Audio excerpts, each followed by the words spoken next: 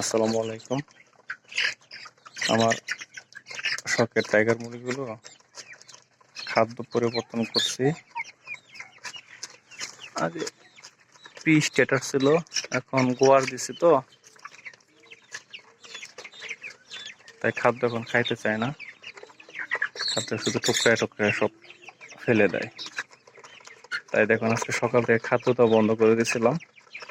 এখন খাদ্য পাত্র দিলাম, খাওয়ার জন্য পাগল হয়ে গেছে। মূলত খাদ্য পরিবর্তন করার সময় মুরগি একটু খাদ্য কম খায়, আর এই জন্য তারা খাদ্য পরিবর্তন করছিলাম, খাবার একদম কমিয়ে দিছিল। পাশাপাশি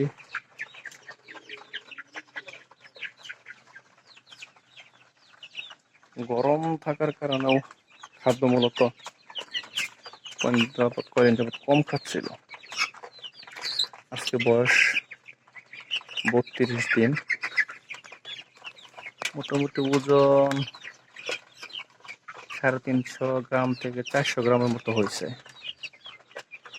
আগেই বলছি এটা মূলত আমি শখ করে পালন করতেছি। 100 টাইগার মুরগি,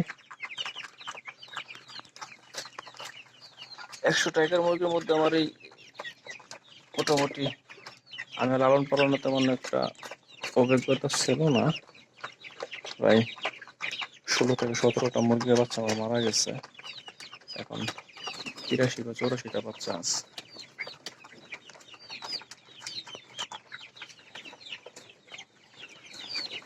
যদি এগুলো মূলত আমি ডিম পালনের জন্য লালন পালন করতেছি, যদি আশা ভালো